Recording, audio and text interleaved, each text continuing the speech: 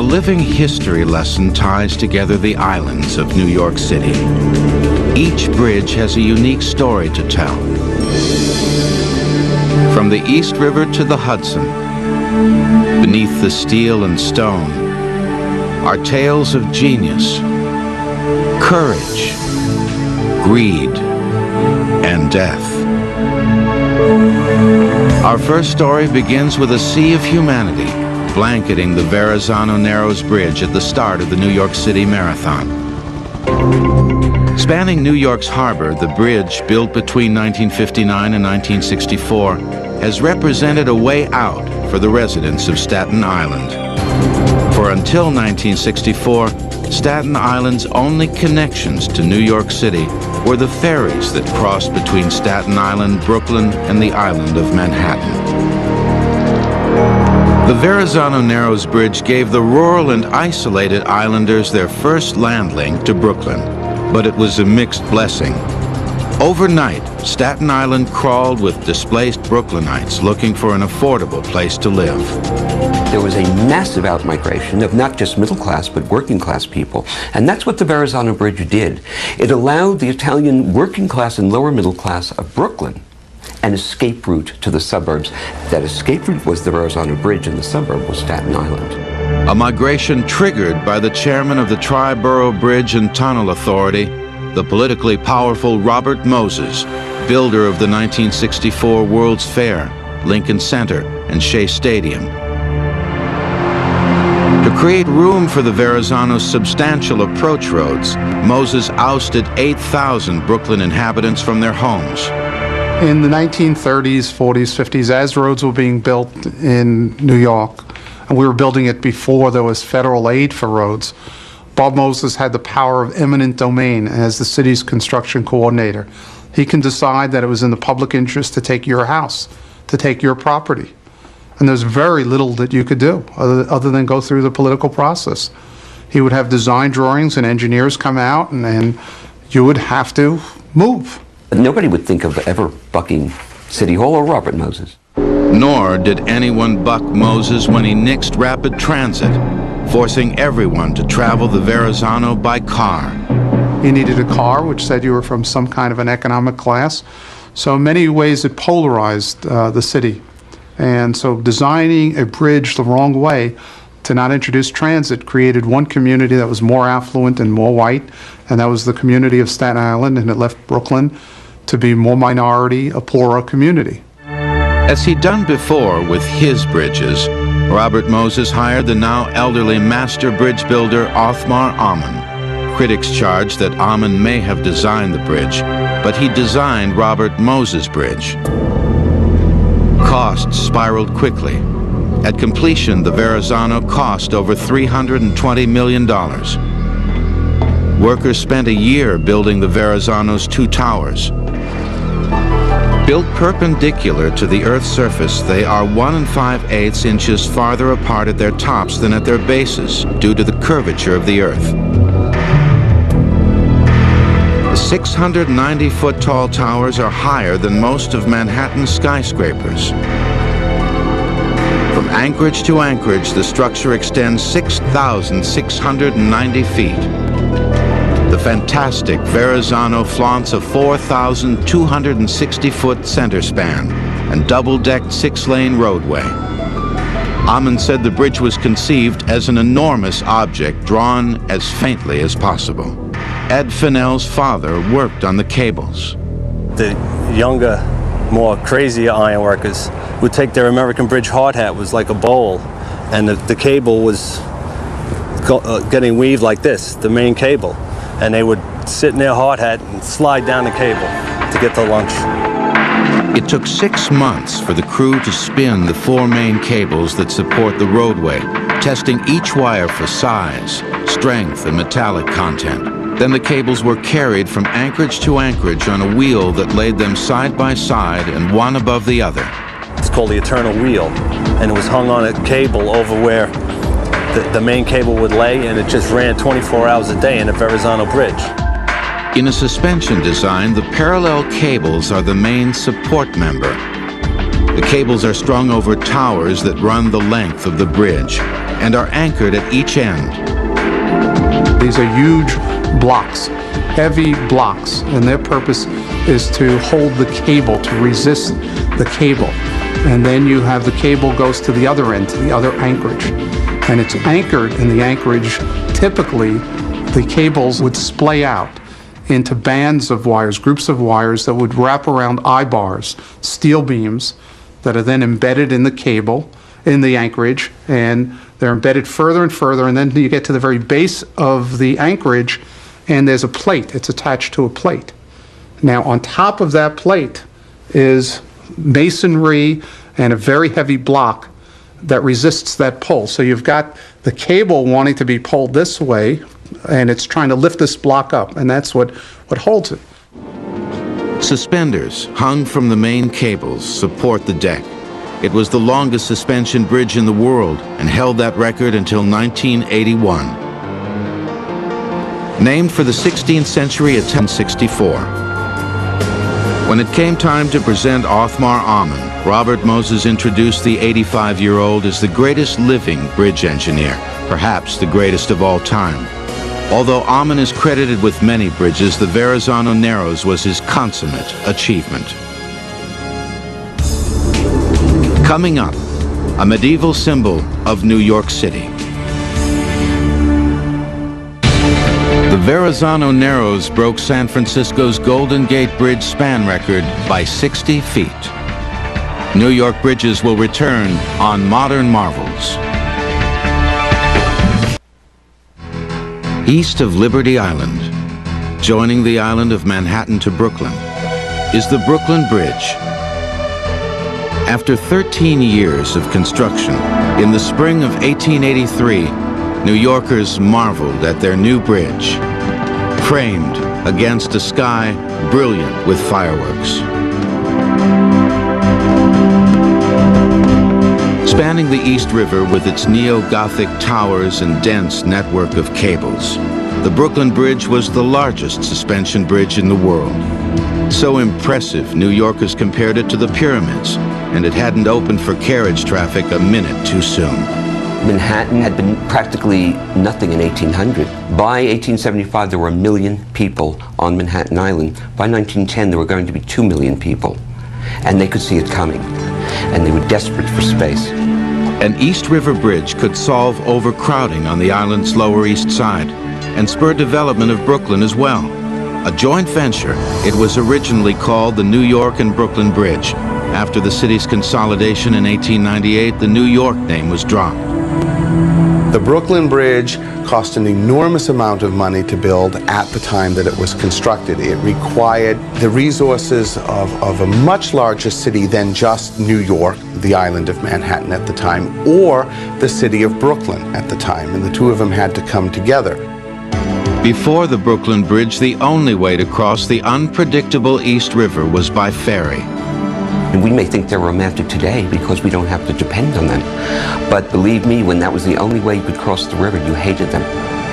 In 1865, over 41 million people crossed the East River by ferry, sandwiched on boats moving between Brooklyn and Manhattan. East River passengers were as likely to lose their lives as make their destination.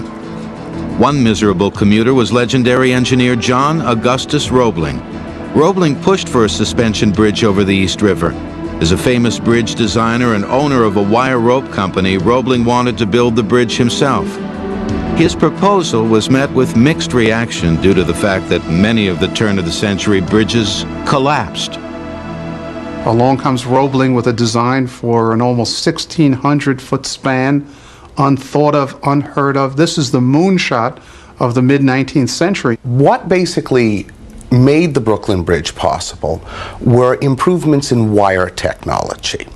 Much in the same way that improvements in elevator technology made it possible to build the skyscraper, they were able to come up with a wire that was strong enough to bridge the East River without snapping. John Augustus Roebling's wire rope cable was the breakthrough in modern suspension bridge technology. In 1869, the same year the bridge's plan was approved, John Roebling died of tetanus. He would never see his cobweb of cables reach to the sky. The entire construction of the Brooklyn Bridge fell to his 32-year-old son, Washington. 1 year later, Washington Roebling ordered pneumatic caissons floated onto the East River and sunk into the riverbed. Inside these wooden subterranean chambers, immigrant labor paid $2.25 a day, mined for bedrock. They needed a firm foundation for the bridge's towers, which would stand in the river. They would begin to put successive amounts of stone on top of the caissons, and this weight would push the caisson down. Compressed air was pumped into the caissons to keep them from sinking into the mud. As the depth increased, so did the air pressure. And then they would send the workers in there with shovels and picks and so forth, and they would literally start excavating all of the material that's in the caisson.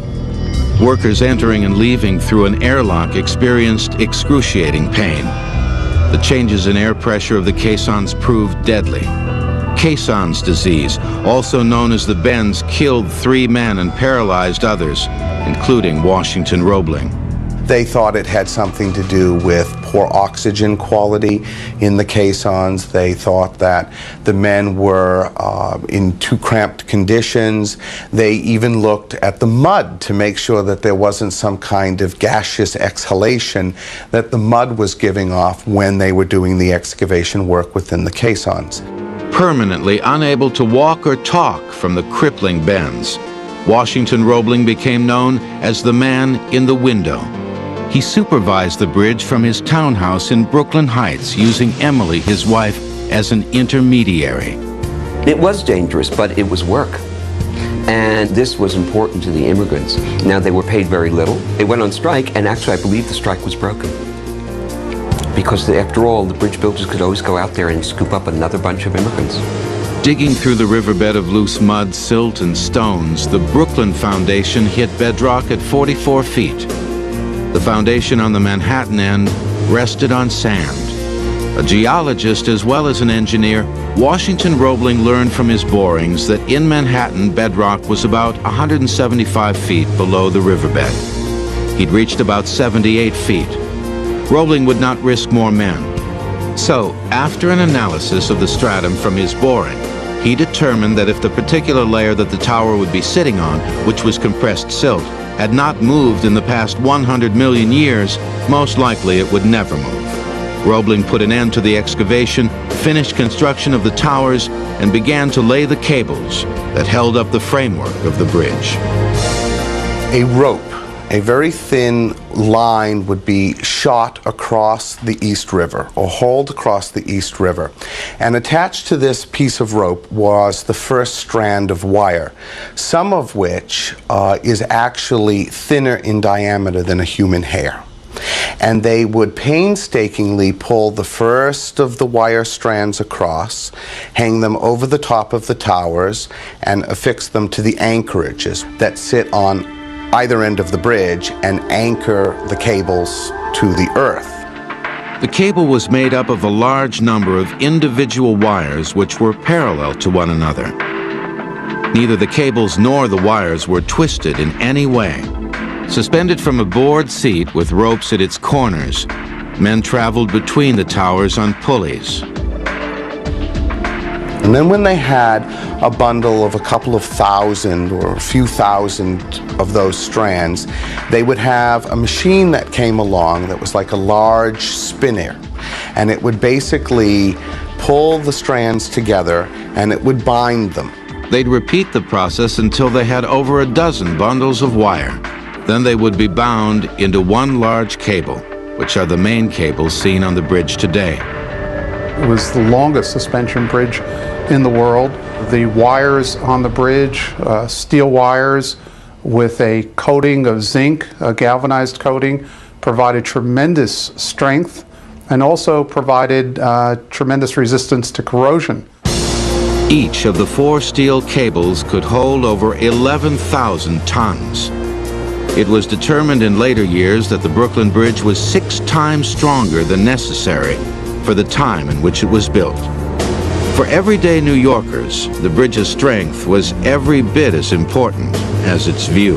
The first great bridge had a promenade that was purposely centered in the middle of the bridge and raised above all the traffic and all of the barriers so that pedestrians would have the finest view. And indeed they did. John Roebling, the designer of the Brooklyn Bridge, considered it a boulevard in the sky. From the bridge, New Yorkers could glimpse their future as a world-class metropolis.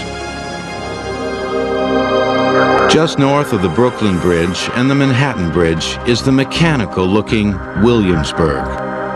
Built because for all the hoopla, the Brooklyn Bridge just hadn't gotten the job done. Ferries were still packed in the 1890s, and New Yorkers were frantically lobbying for a second East River Bridge. It was logical that Manhattan be bridged to Williamsburg because Williamsburg was a bustling port and home to the super-rich owners of the companies based there. Under pressure, Chief Engineer Leffert L. Buck and architect Henry Hornbostel erected a suspension bridge in just 7 years, less than half the time it took to build the elder statesman Brooklyn Bridge. The bridge goes back with my own history of my parents, who were both immigrants from Europe who ended up on the Lower East Side. It's a very typical story. And they crossed the bridge, the big bridge, to Brooklyn, and then lived in Williamsburg on the other end. And my mother even told me stories on very hot nights that they would go out and they would sleep on the bridge.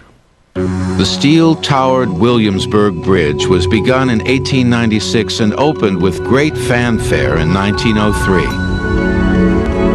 With a main span of 1,600 feet, it was the longest suspension bridge in the world, wrenching from the Brooklyn Bridge a title it held for 20 years. One of the things that the Williamsburg Bridge did was give these poor residents of the Lower East Side, and by the time it opened and really got going, it was the Jews, it gave them an escape route across the river to Williamsburg, and they took it. If you were poor, if you were working on the Lower East Side and you were living in Williamsburg, which was a common trip, that's how you got back and forth, and these bridges enabled you to do that. They cared for the poor.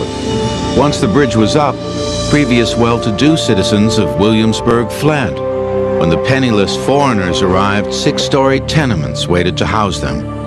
By 1910, Williamsburg had the densest population and highest infant mortality rate in all of the newly unified Greater New York. The Williamsburg became known as Jews' Bridge because Jewish immigrants walked daily between their old neighborhood in Brooklyn and their new neighborhood in Williamsburg. And walking was the major mode of transportation. So they built promenades. This is 16 feet wide. They had a second one on the other side of the bridge, 16 feet wide. 32 feet devoted to pedestrians, and the pedestrians filled every inch of it. With its cumbersome lattice construction, the overall effect aesthetically was an ungainly mess. One unkind critic of the day, John DeWitt Warner, described it as the surrender of the city beautiful to the city vulgar. This bridge is suspended, held up by just 4 cables. Each cable is 19 inches in diameter, has 7,696 parallel pencil-thin wires, and they spread out into 37 strands in the anchorage. Those strands, each strand is wrapped around an eye bar, which looks like the eye of a needle. And those eye bars are embedded in the concrete and masonry structure, which weighs 130,000 tons. So it's embedded in that. At the very bottom, there's a steel plate, and that's what resists the pull. The cable is pulling on those eye bars, which are then pulling on that plate, which is trying to lift up that 130,000-pound structure, and that's why this bridge stays in place. But Leffert Buck cut corners with the Williamsburg's cables. By not using the process of galvanizing the wires, covering them with a zinc coating to resist corrosion, he ended up costing New York City a fortune. They didn't protect that cable and galvanize the wires, so they put just pure, plain steel wires in that cable, and of course within a short amount of time, water got into the cable and began to corrode the cable. Within 3 years of its opening, the Williamsburg Bridge needed strengthening and straightening. Years later, it was considered so unsafe, it was shut down. If little else, it did what it set out to do: relieve the congestion on the Brooklyn Bridge. Next, a Jazz Age addition to the East River. In 1884, circus owner P.T. Barnum herded 21 elephants across the Brooklyn Bridge to test its strength. New York bridges will return on Modern Marvels. About a half-mile upstream on the East River from the Brooklyn Bridge is the Art Deco Manhattan Bridge, a second connection between Brooklyn and Manhattan. Its anchorages rest between Canal Street in Manhattan and Flatbush Avenue in Brooklyn. Erected between 1901 and 1909, this was the third of the East River suspension bridges to be built, and today is one of the most heavily traveled. The main span between the towers is 1,470 feet. Daily, 78,000 vehicles and 350,000 people use the bridge's 7 lanes and 2 subway tracks. The bridge's canal approach on the Lower East Side of Manhattan empties into the arms of this triumphal, although some consider grandiose, Beaux Arts arch and colonnade, designed by the architectural team of Carrere and Hastings. The Manhattan end was called the Court of Honor. And the triumphal arch on the Manhattan end was modeled on the Porte Saint-Denis in Paris along the Grand Boulevards. But the bridge that lay just beyond the arch sorely lacked the grace of its entrance. When they created the Manhattan Bridge, which in scale and in usage is completely 20th century, Manhattan Bridge was a heavy-duty urban bridge with a vehicle roadway, space for subways and L trains, trolleys, and of course a pedestrian walkway. At the Manhattan end and at the Brooklyn end, they wanted great triumphal arches, and they hired Carrere and Hastings, who did the public library on 42nd Street. If you were to compare, say, the towers, the stone towers of the Brooklyn Bridge, which was opened in 1883, to the steel towers of the Manhattan Bridge, which was opened in 1909, you'll both notice that they are in a neo-Gothic style. But one is a much more earthly structure, the Brooklyn, with all of that handsome stone and the solidity and the affirmation that that gives. Whereas by the time 1909 comes about, you're in the midst of the cast iron age, in a sense. It is not a cast iron bridge, but its decoration, the way it's designed, is very reminiscent of cast iron architecture. The all-steel bridge's ornamental detailing has long been of special interest to many. When building the Manhattan Bridge, once they'd completed stringing the cables, workers hung the suspender ropes. These are what comes down and holds the girders, the stringers in place, so that you can actually start putting down the deck. And they would usually start around the towers. Once they had the cables in place, they had their platforms in place, they would start hanging the suspender ropes, and then they would put the stringers across, and they would start next to the towers and then start building outward on both sides. So that in a sense, the bridge grew from the outside in. It was hard labor. It was very long days. They didn't have the ability to have mechanized equipment move heavy blocks, and so a lot of it was just blood, sweat, and tears. Leon Moishif created the 2-level Manhattan suspension bridge. While it looks light because of its color and delicate suspension cables, its strength can be measured in almost 100 years of service. North of the Williamsburg Bridge, arching the East River and crossing Roosevelt Island, is the Queensboro Bridge. Situated between 59th and Manhattan and Long Island City in Queens, and constructed between 1901 and 1909. It's the first major bridge in New York to depart from the cable suspension design, and a bridge so exciting to the public with its massive silver-painted trusses that when it opened, 235 people applied to jump from it. 130 feet into the East River, the applications were analyzed and broken down into professional high divers, freaks, would-be suicides, and the unemployed. Not one application was approved. When the Queensboro was opened to service in 1909, you were coming out of the cowboy tradition of the West.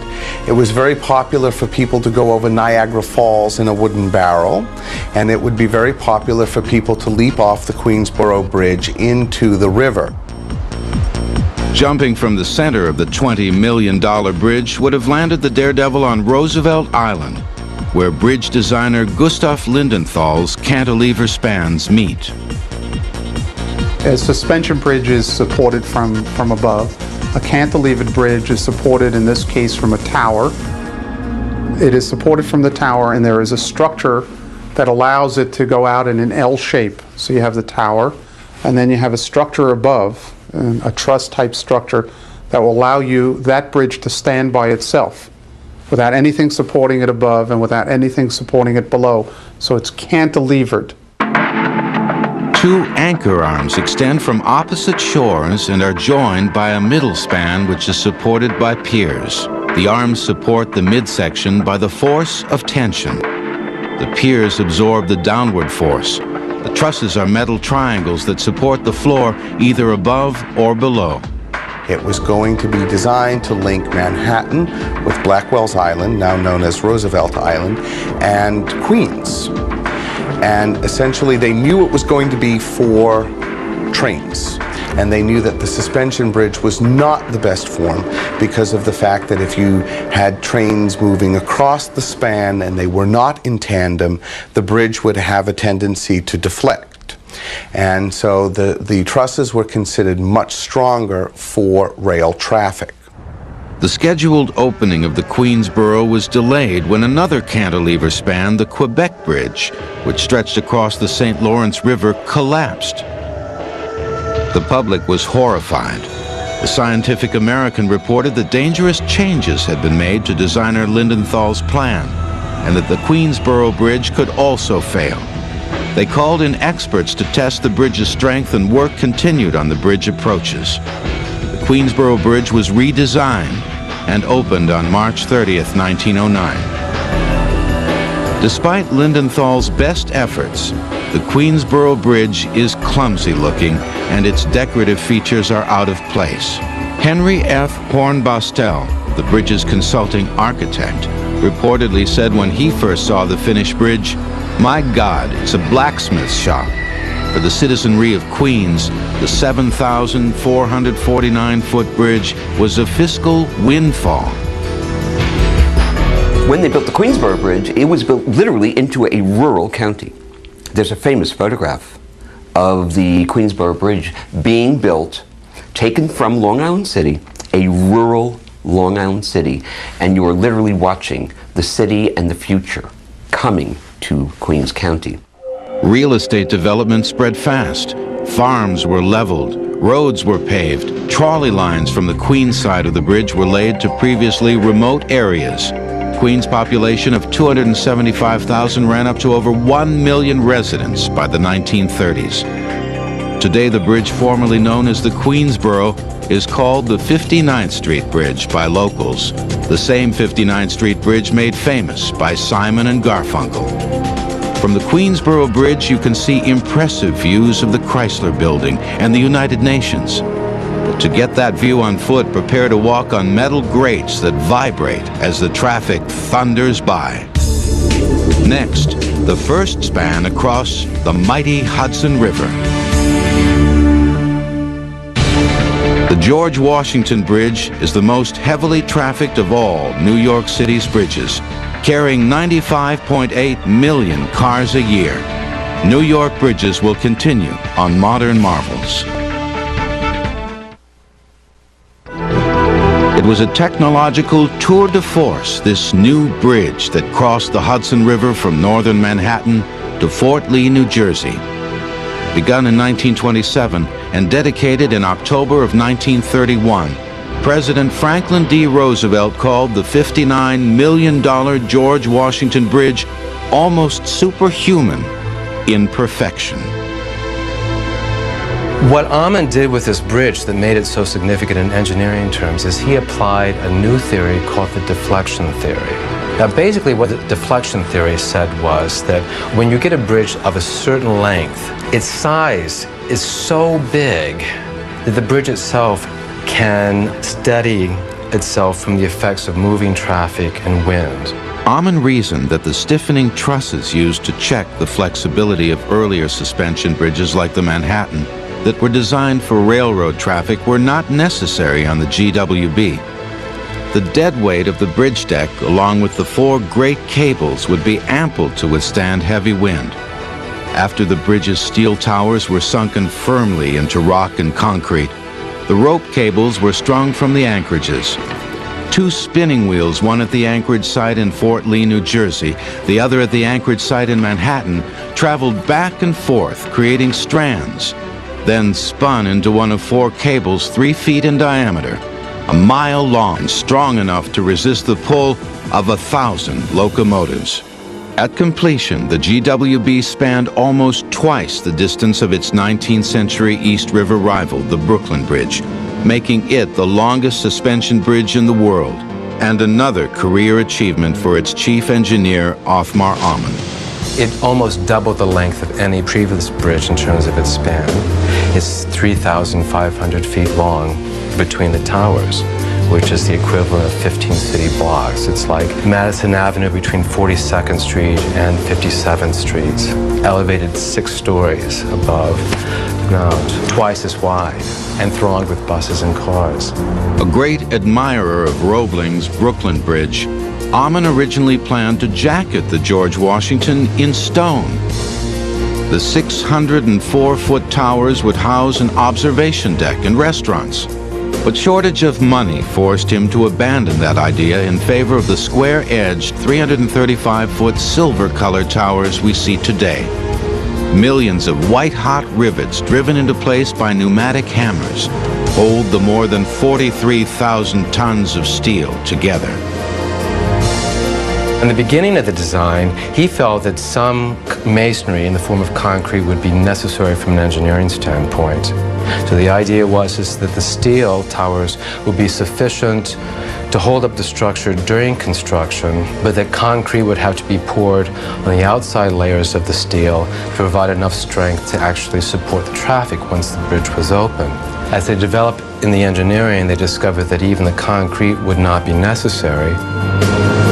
The artistic appeal of the exposed lattice work, while accidental, became the most popular feature of the George Washington Bridge.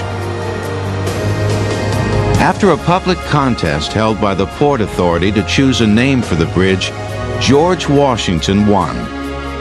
General Washington's fortifications occupied the GWB's anchorage sites when he led the American troops against the British in the Battle for New York in the Revolutionary War. Next, the bridge that unified the boroughs of New York City. In 1885, Robert E. Odlum was the first to jump from the Brooklyn Bridge. He died 45 minutes after he was pulled from the East River.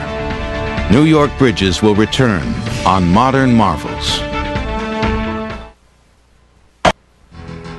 When the bridge that tied together the boroughs of Manhattan, the Bronx, and Queens over Ward's and Randall's Islands opened to traffic on July 11, 1936, it was one of the largest public works projects in the United States.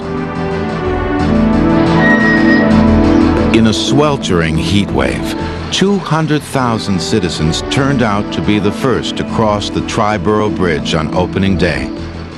That it was ever completed was due in large part to the complicated and powerful Robert Moses, who in turn brought in the designer of the George Washington Bridge, Othmar Amann. Robert Moses was the golden boy of New York of the 1920s and 30s, even 40s. People of that generation who are still alive, they think Robert Moses is practically next to God because they felt he was the only man who could get things done. Ironically, one day after construction on the bridge began in 1929, the stock market crashed, triggering the Great Depression, and the $5.4 million for its construction was spent even before its piers were finished. It wasn't until 1933 that construction resumed under the supervision of Robert Moses, the chairman of the new Triborough Bridge Authority. Through President Franklin Roosevelt's New Deal, Moses obtained loans and grants of $44 million on top of the $5.4 million that had already been contributed by the city. Robert Moses, who was a great proponent of automobile traffic, recognized the need for another bridge to go from northern Manhattan to Ward's Island and then into Queens. He wanted to increase access to Long Island, where he had been installing a number of parks and beaches and recreation areas of this kind. Both single-family homes and apartment buildings were demolished to make way for the bridge approach ramps. They were given either a month or two notice to get out of their homes. And nobody, these were solid working class people who had invested in their homes. It was probably the largest investment of their life, and they were thrown out in a matter of seconds. Given that Moses built bridges without factoring in public mass transit and only the middle class owned cars, people accused Moses of racism or being just plain anti-poor people. But Moses had a way of giving to the poor as well as taking away from them. So much concrete was needed to pave the Triborough's roadways that factories reopened and 5,000 unemployed men went back to work. High above the bridge, little had changed since the days of the Brooklyn Bridge. With the Triborough's main span more than 100 yards high, painters had to raise themselves up to the top by scaffolds they built using ropes and pulleys. If a man didn't fall to his death off the scaffold, he could still die of lead poisoning from the paint. Triborough's main span is a half-mile-long suspension bridge arching the well-named Hell Gate, the body of water between Ward's Island and Astoria in Queens. Within its anchorages are cables containing enough wire to travel twice around the world. Robert Caro, author of The Power Broker, a book about Robert Moses, described the Triborough as not a bridge so much as a traffic machine.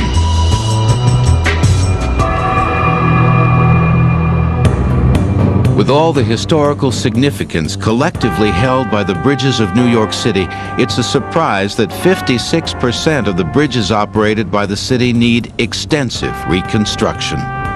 Over the years, the East River bridges in particular were ignored, not by the residents who marveled at their design, not by commuters dependent upon a land link to get them from here to there, but by the city of New York. In 80 years, these bridges to the past were barely maintained. The steel is still rusting on the Manhattan Bridge, and it has torsional or twisting problems. Its designer put its subway tracks on the outer edges of the bridge instead of the middle. When a loaded train comes across the Manhattan, the bridge twists toward the side on which the train is running. The bridge has been strengthened after a closing, but the problem continues.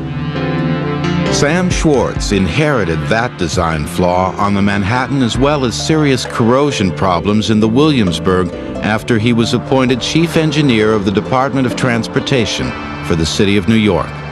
I inherited the bridge and I had seen all these calculations, and I called in a number of scientists who, reading these calculations, said you have a real problem. This bridge may not survive.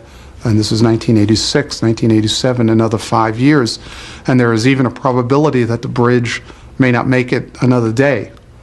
And so I went over scenarios of what happens when a suspension bridge fails. And it is not a happy outcome. It's not as if there's warning.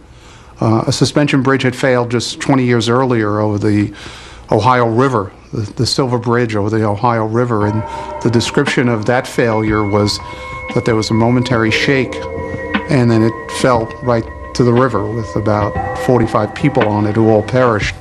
As early as 1920, engineers noticed cable wires beginning to break and corrosion in various wires on the Williamsburg Bridge. They applied linseed oil and fish oil to stop it and then decided to wrap the wire with zinc. But the zinc next to the steel resulted in an electric potential that created more corrosion instead of alleviating the problem.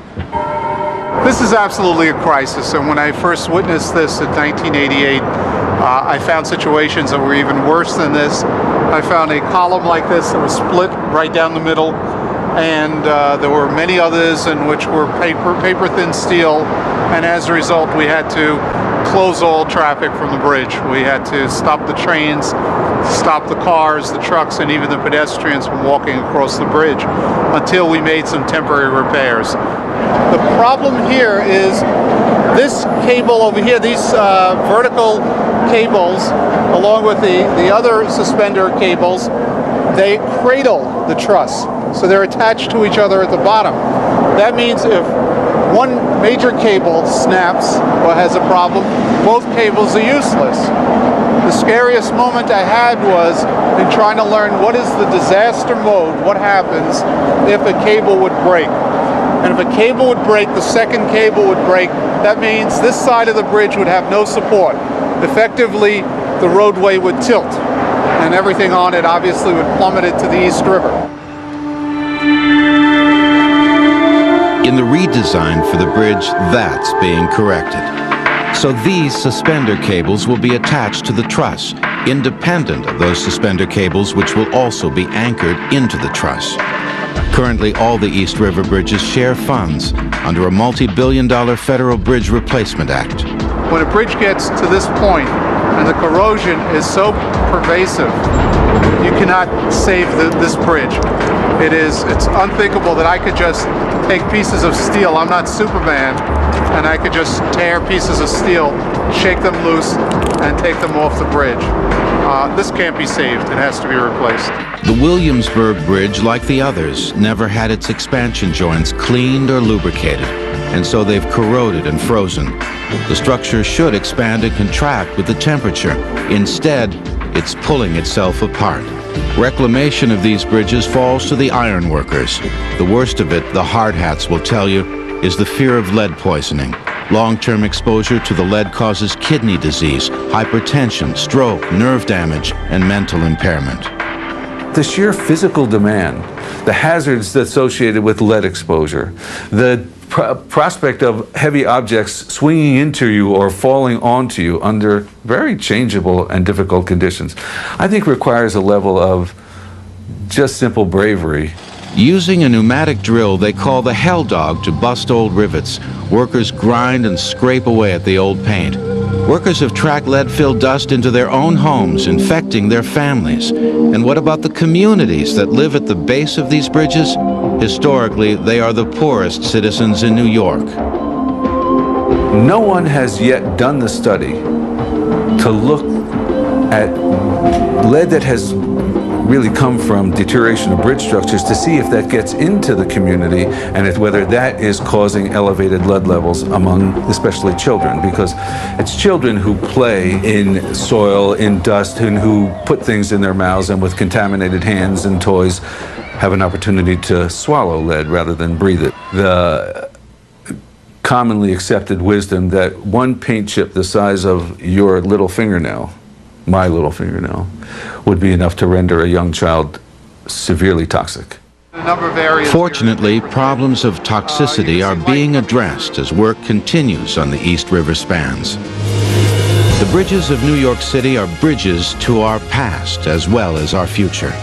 As the 19th century architect Montgomery Schuyler said in 1883, the work which is likely to be our most durable monument and to carry some knowledge of us to the most remote posterity is a work of bare utility, not a shrine, not a fortress, not